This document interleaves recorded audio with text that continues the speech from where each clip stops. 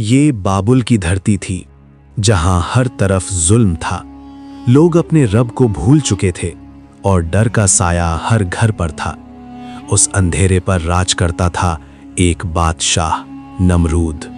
नमरूद के पास तख्त था, ताज था, दौलत थी, लाखों सिपाही थे, लेकिन उसके दिल में शुक्र नहीं, सिर्फ घमंड था। उसने ऐलान किया, मैं ही खुदा हूं, मैं ही जिंदगी देता हूं, मैं ही मौत देता हूं। लोग डर के मारे उसके आगे झुकने लगे और सजदा जो अल्लाह का हक था वो नमरूद को होने लगा। जब जुल्म हद से बढ़ जाता है तो अल्लाह हिदायत भेजता है। एक बच्चे की पैदाइश होने वाली थी जो नमरूद की झूठी खुदाई को मिटा देगा। नमरूद डर गया।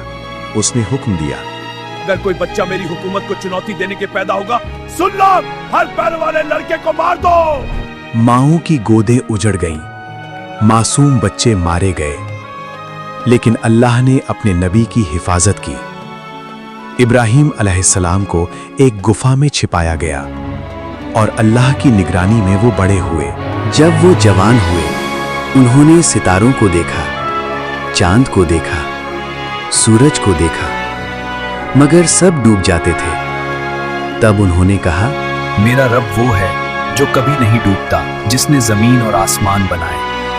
लोग पत्थर के बुतों को सजदा करते थे। इब्राहीम अलैहिस्सलाम ने कहा, ये तुम्हें क्या फायदा देंगे, ये तो पत्थर हैं। एक दिन इबादतगाह खाली मिला। उन्होंने एक एक करके सारे बुत तोड़ दिए, सिर्फ बड़ा बुत छोड़ दिया। लोग हैरान रह गए। इब्राहीम अलैहिस्सलाम को नमरूद के दरबार में लाया गया। नमरूद ने पूछा, क्या तुमने हमारे खुदाओं को तोड़ा? उन्होंने जवाब दिया, बड़े वाले से पूछ लो अगर वो बोल सकता है। लोग शर्मिंदा हो गए, मगर नमरूद का घमंड बाकी रहा। इब्राहीम अलैहिस्सलाम ने कहा, मेरा रब जिंदगी देता है और वही मौत देता है। नमरूद ने एक आदमी को मार दिया, दूसरे को छोड़ दिया और बोला, देखा, मैं जिसे चाहूं मार दूं और जिसे चाहूं जिंदा छोड़ दूं। तब इब्राहीम अलैहिस्सलाम ने कहा, अल्लाह सूरज को पूरब से निकालता है, अगर तू खुदा है तो पश्चिम से निकाल दे। घमंड ने उसे अंधा कर दिया।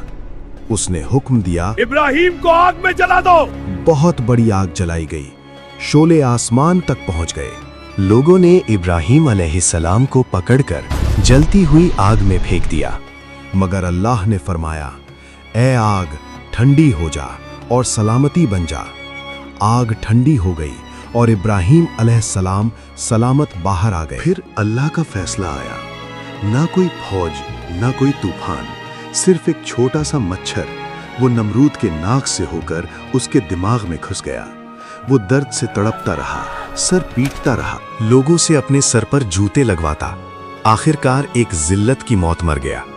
आखिरकार एक मच्छर ने उसका घमंड, उसका ताज, तख्त, उसकी फौज, अल्लाह ने एक छोटी सी मखलूक से तबाह करवा दिया। ताकत सिर्फ अल्लाह की है, हुकूमत सिर्फ अल्लाह की है। जो घमंड करता है मिट जाता है, जो अल्लाह के आगे झुकता है कामयाब हो जाता है।